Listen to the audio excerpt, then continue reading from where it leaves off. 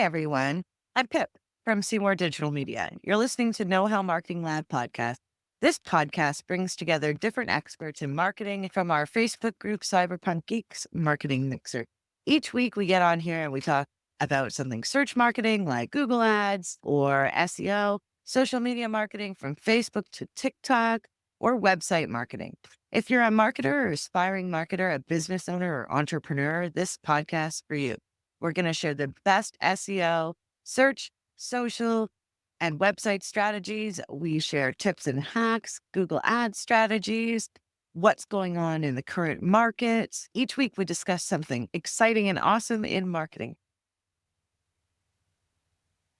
because we're there now. So, good day. We thought we'd try to get maybe an outtake or two and start a minute early.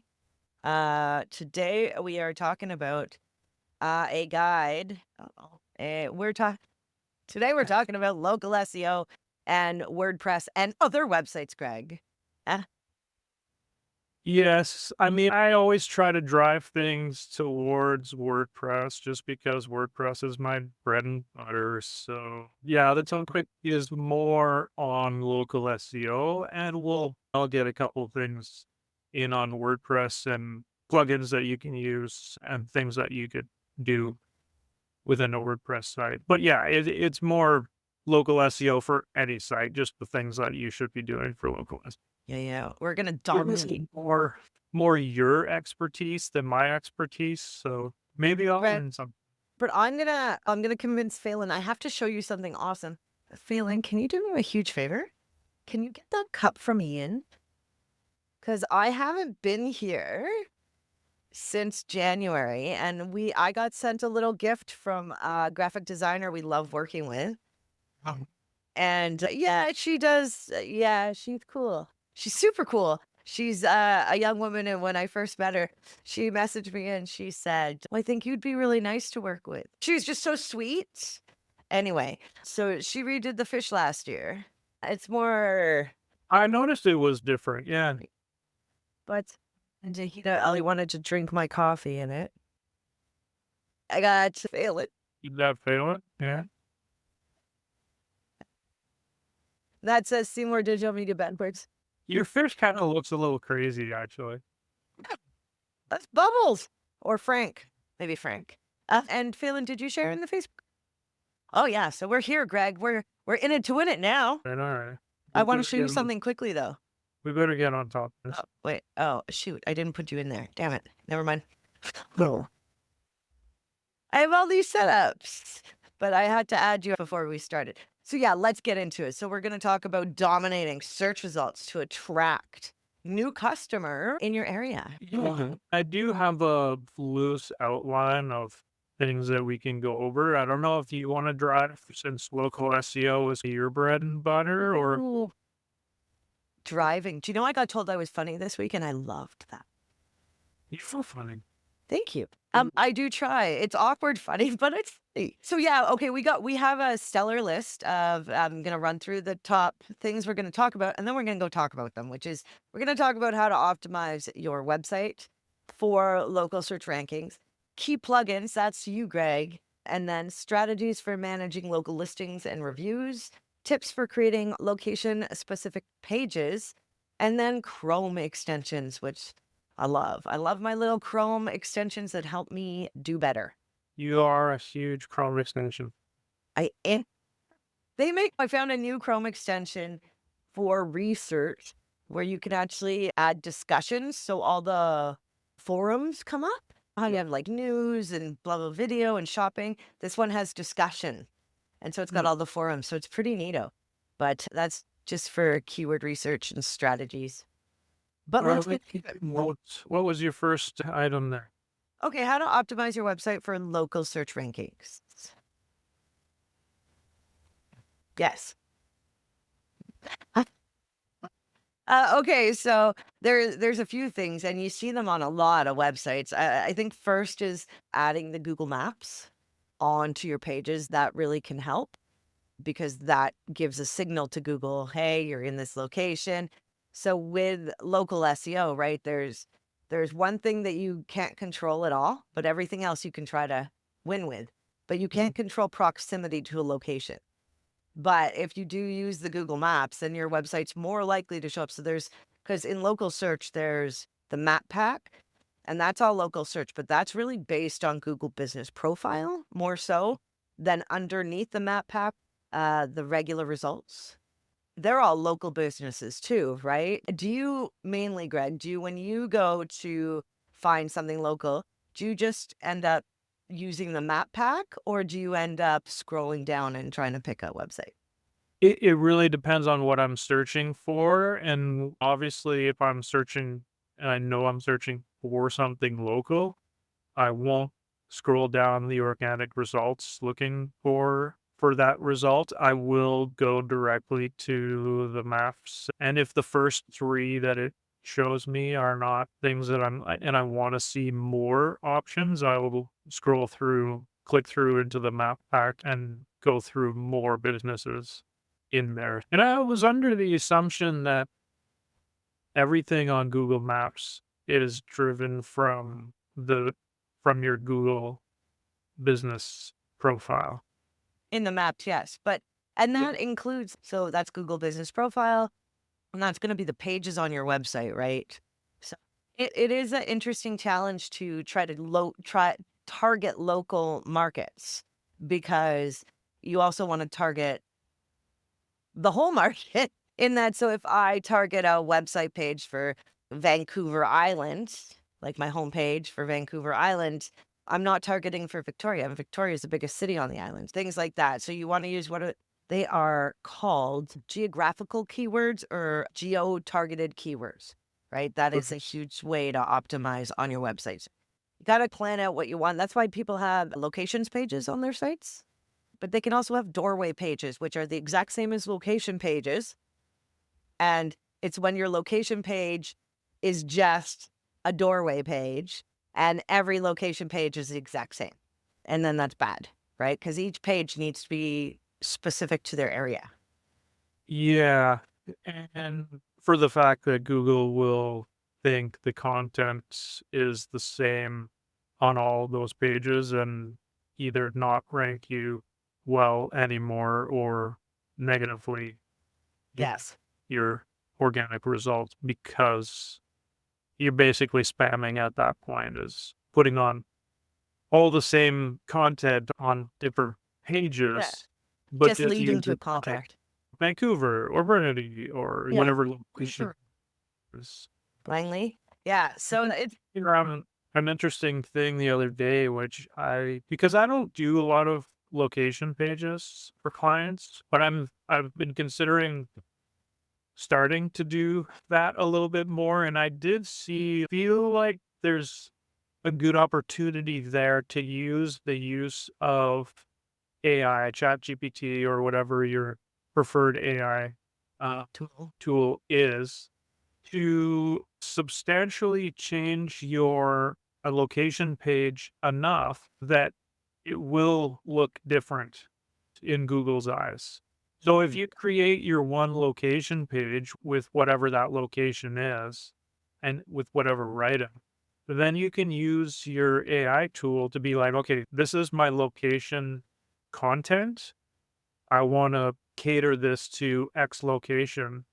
And it could probably spit out quite good information that is more geared or directed to that location while keeping the theme of what you're talking about for your business similar. And then those 2 pages are different enough in Google's eyes that they're not the same. You're talking about the same thing, but it's worded differently and it's using the different location. yeah, different photos. Do you use it for that? Will you use it for that as well?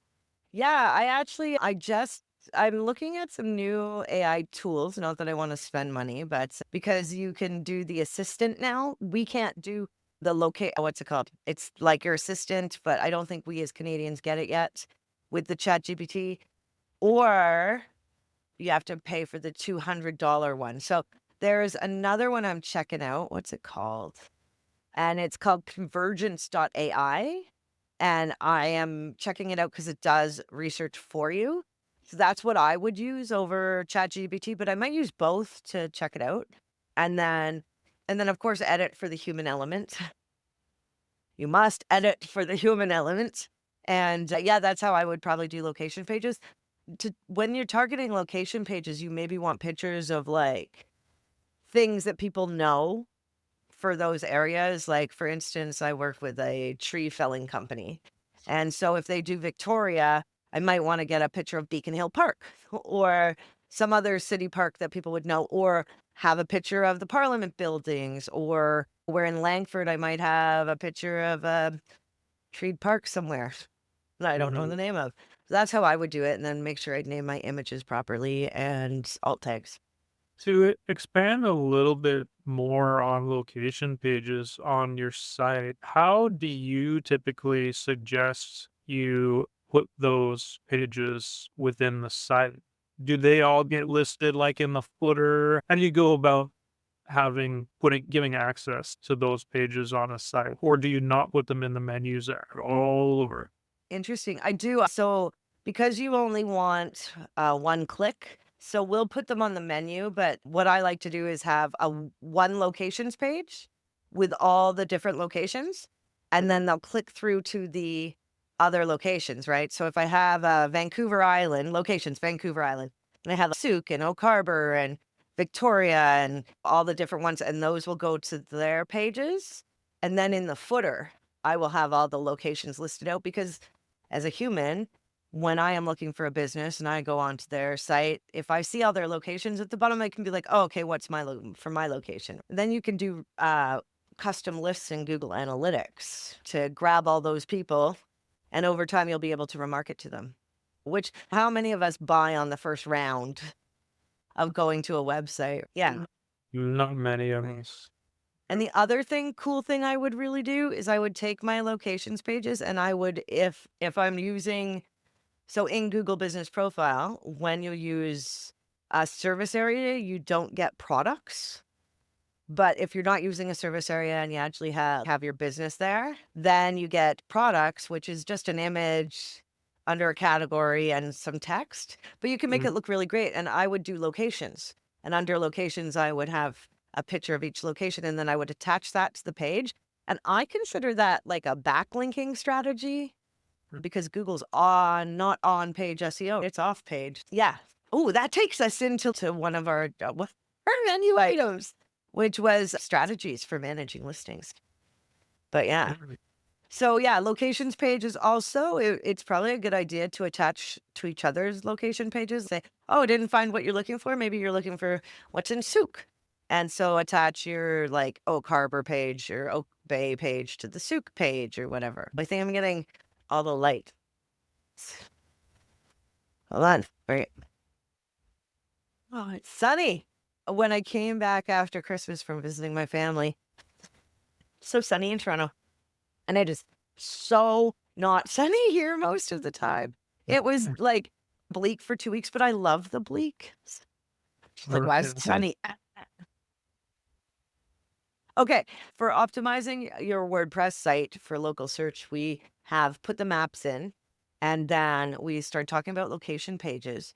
We also want to talk about what are people looking for if they're looking for a local business in their area. One of the most important things are your hours of operation, right? So wherever you want to put those, they're usually on the contact page or on the bottom of a website. I think that's super important. And the phone number. Just to go over, I know this is website, but any listing for your business, the importance of having your business information accurate and the same on each of them, like the same name, Struggle with this. format, and everything, like the same email, the same, like, Yeah, it's important to have it consistent everywhere.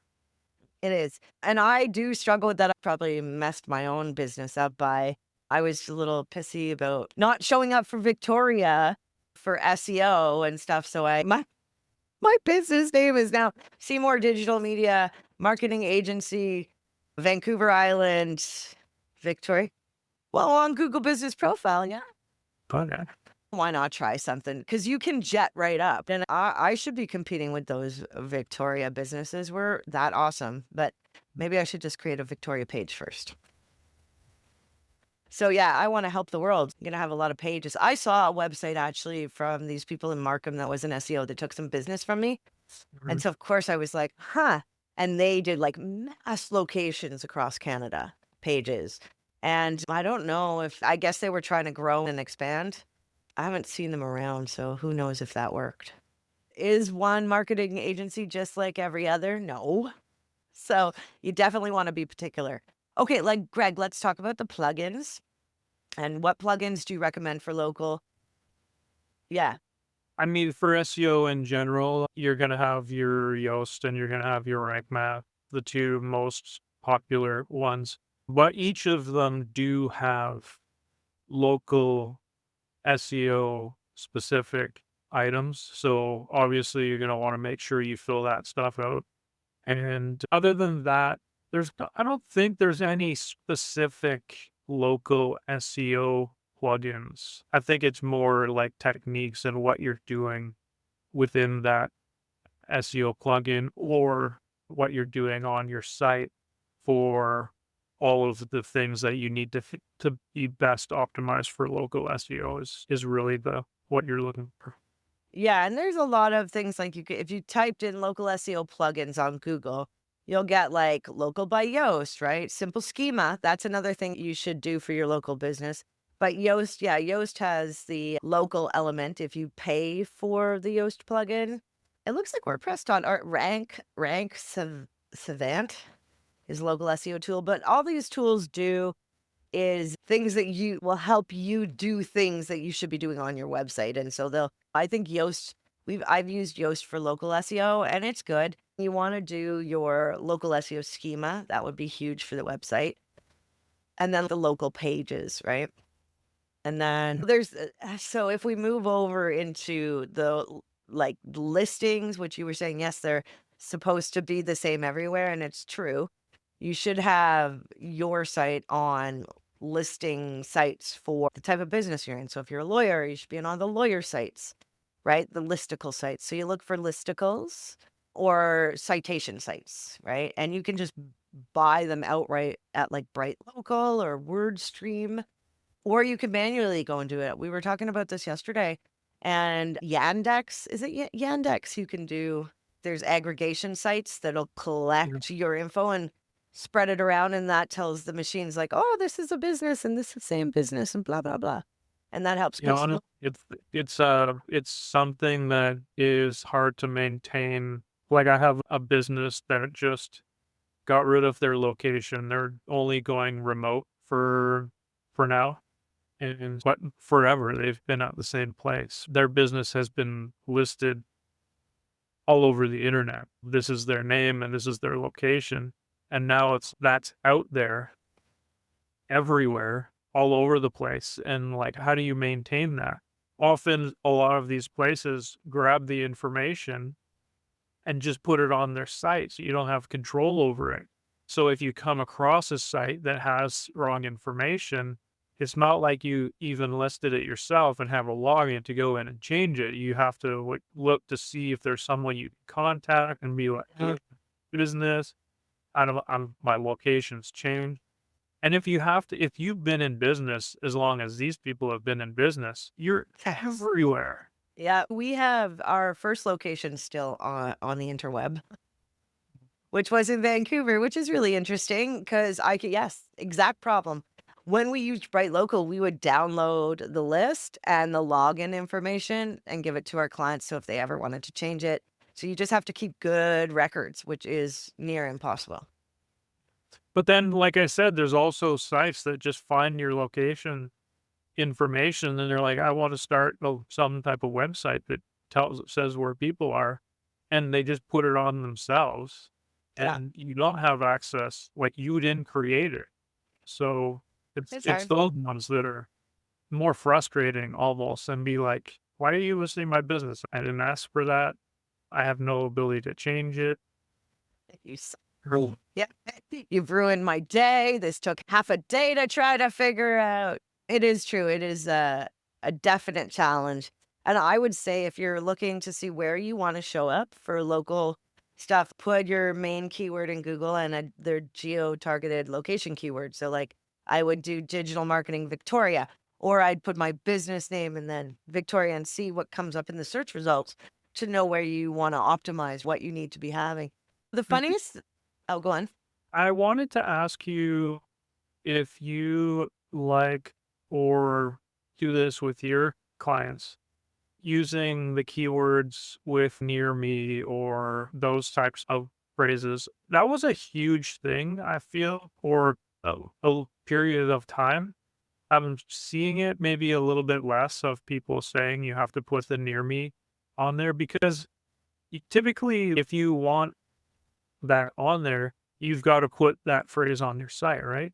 And how do you put that on your website where it actually sounds normal and Well, not you just don't put near me as your restaurant name. Did you ever see that? what do you feel with that whole near me or adding some type of key phrase on there that does imply local?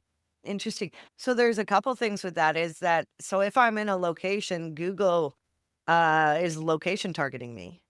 And so if I just put in, I don't know, garbage collection or let's say tree pruning, Google is going to assume I want something around me. So I don't have to geo target, but you could put near me, or near me is the same as putting a city name, right?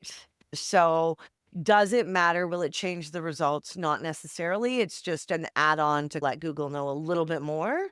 So, like, for instance, when I was in Toronto, I would search for businesses and it would give me some businesses from where I was searching because I'd say Victoria, and then some businesses from where I was. So it was a Mhm, mishmash. It was really interesting. Rodney's asking a question about structured data. Says, do you mhm. understand? Do you use structured data? Yep. I heard that can help you with your search on GPT. Oh, GPT? Does it work for local too? Um, yeah. Structured data tells the greatest thing about structured data and doing the local structured data is that it's in the head tag of your website. And Mhm, that means that the robots read it before they read the website. So they mhm. already know what it's about. So it would be one of the very first things I would do. Or somebody would do here, not me. Right. Yeah, for sure. Structured data, you should be using it. Obviously, using it is going to help you to varying degrees, whether it be normal search or local search. But yes, very important to actually use it. Yeah. That with the location pages, yeah, there's a lot to do if you're a local business. You want location pages, you want the right plugins to help you update things for WordPress. Um, you want to create local listings and get reviews, even though Google sometimes just takes them away on the random. I lost 11 reviews and I got 9 back. I'm always a Greg. I can't get over 70. I can't get anyway.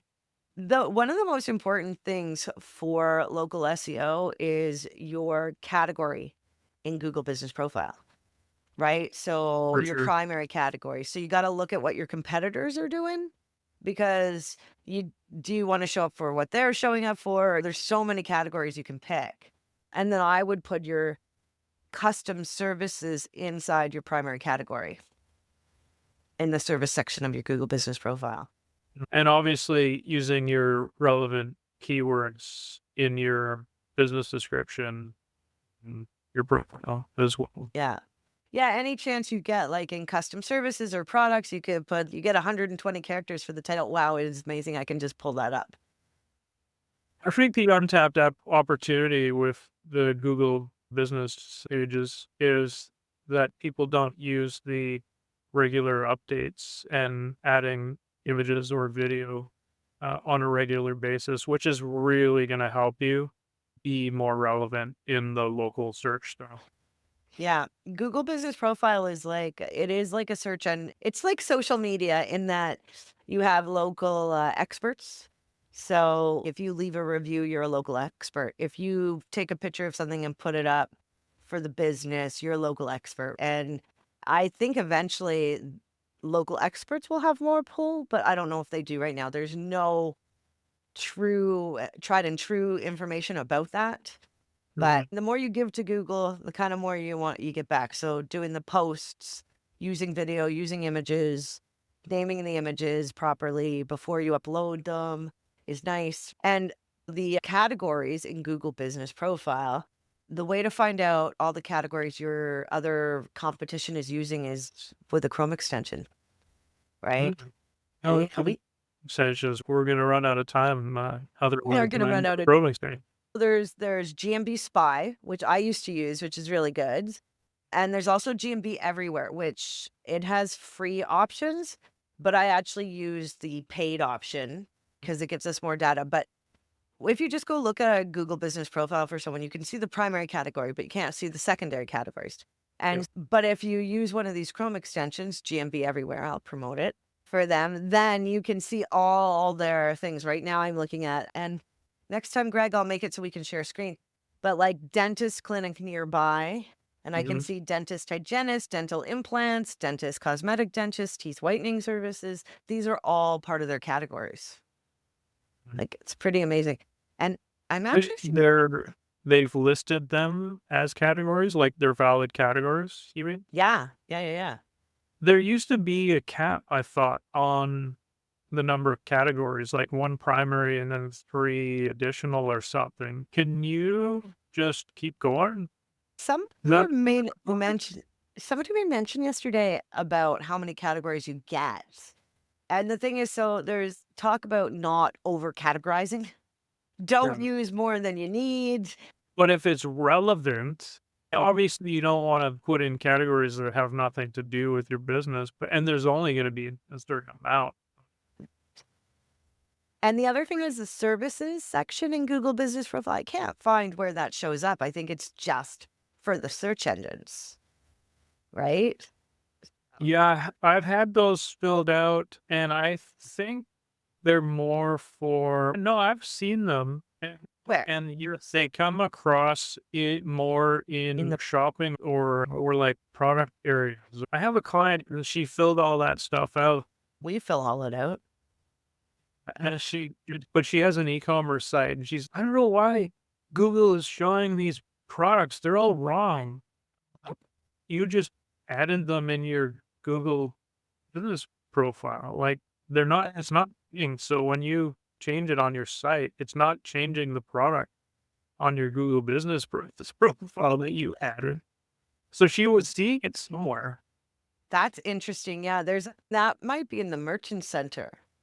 That's weird because the Merchant Center and Google Business Profile do connect if you have store products, but they're asking us to connect and we don't actually have a store. We are service-based, right? So yeah, so Chrome extensions are GMB Spy, and GMB Everywhere. Those are my favorites. But I'd preview the same thing. They just let you get more information on competitor research and what other people are. Yeah, so when we do somebody's Google Business Profile, we separate it. We do a build out, we call it, and then we do a activity management. So activity management is like image dripping, hour updating for holidays, and posting pictures and stuff, posting posts, right? And then the build out is the building out of the services, the building out of the products, and attaching those to different pages, right? So it's like a whole thing. So we will compare what other businesses, so we'll do a competitive audit, like a manual one, where we go and look at 4 different businesses. What are they doing? How often are they doing it? Are they posting? Do they have products? Do they have services? Services is very hard to find. But we fill it out anyway. And I'm actually playing with the custom, like in the service section, you can do custom services under your primary. And that's what I want to utilize. So I think that might be a good one. Gooder, as we like to say in Canada. Yeah, that's one of those things also that's untapped in the Google Business Profile. I don't know a lot of businesses that are actually filling out that information, which they really should. They really, really should. We're out of time, Greg. We are out of time. Not out of touch. Just out of time. Never out of touch. So, Greg, do you know what's happening next week? I do know what's happening next week. It's you and Phelan, and you're talking about AI and Google Ads and how you're changing what you do. Yeah, we're doing some fun things because of AI. But yeah, we'll talk more about that later. If you enjoyed this today, please come back and join us next Thursday. We are here live every Thursday. This is our live video podcast. And this is my cohort, Greg. He's Amazeballs. I don't think we introduced our companies. I'm Pip, Seymour Digital Media. And I'm Greg with Original 72 Creative. And we'll see you next week. Okay, bye. Thanks, everyone. Thanks, bye. Finish.